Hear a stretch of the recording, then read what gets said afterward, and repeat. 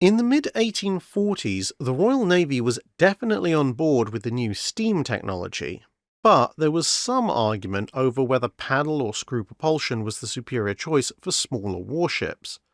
On larger vessels, the need for an unbroken gun deck meant that screw propulsion was an obvious winner, but for smaller craft, it was thought that the paddle might have some advantages, particularly in the realms of low-speed maneuvering and general agility. Although there had been a famous series of competitions between the Rattler and Alecto in 1845 that had indicated to most that screw propulsion was the overall better choice, and indeed the Admiralty was heading in that direction anyway, there was a little bit of concern over the fact that, although generally quite similar, Rattler and Alecto were still two different ships, Rattler being a somewhat longer vessel, although they shared the same beam. And that suggested that perhaps even just under sail, Rattler would maybe have been the slightly swifter craft, and both had had slightly different power plants as well. And so, to settle this argument, it was decided to adapt the design of a pair of sail-powered sloops that were already on the drawing board. One, the Niger, would be equipped with a screw propeller. The other, the Basilisk, would have paddle wheels. But both would use identical power plants, and of course they were exactly the same size and had the same lines otherwise. The Basilisk was therefore laid down in November 1846, launched in August 1848, thanks to the conversion into a steamship, and then put into trials against her half-sister. This resulted, amongst other things, in Niger towing Basilisk at just under 1.5 knots when both ships were at full power. Having now settled the argument firmly in favour of the screw propeller, Basilisk could now finish fitting out and was commissioned into the Royal Navy in 1852, armed with a single 68-pounder gun, a single 10-inch shell gun, both on pivot mountings, and a quartet of old-school 32-pounders on the more traditional wheeled mountings, with 2 of these per side.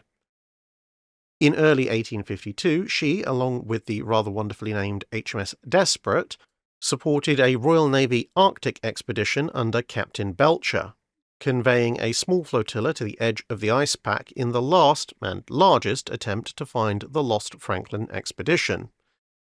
2 years later, and she was listed for service in the Crimean War, in which she was assigned to the Baltic Fleet for blockade purposes. While the larger ships of the fleet cruised offshore in case the Russian fleet decided to come out to play, smaller ships like Basilisk were tasked with chasing down and either capturing or destroying various Russian merchant ships who were trying to run the blockade. She was relatively successful in these efforts. In June 1855, with the Russian fleet in Kronstadt well and truly locked up, she searched nearby bays, finding and sinking 10 supply ships laden with grain for the beleaguered Russian port, which added to her tally of captured grain ships from the previous month. The next month she returned to find a number of ships laden with salt in the same area, and so she enacted the same judgment. On July the 17th, having rejoined with her old colleague the Desperate, she was briefly engaged with Russian gunboats in the Gulf of Riga until the latter retired under the cover of Russian shore batteries. With that conflict over, Basilisk was sent to a number of distant foreign stations, including the east coast of the USA, the Caribbean, where she engaged in anti-slavery patrols off of Cuba, boarding no less than 36 ships, and then the Western Pacific, where she went aground for the second time in her career, the first time having been off Portsmouth when someone had helpfully signalled that the water was much deeper than it actually was.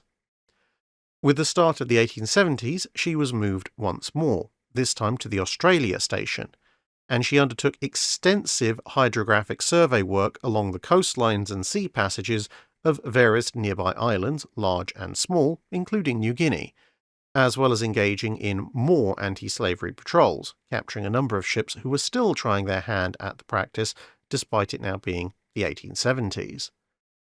She was then recalled back to the UK in 1874, her overall utility somewhat passed thanks to the advent of newer, faster, and more economical ships, and so she was paid off and held in reserve until 1882, when she was finally broken up as of no further use to the Navy.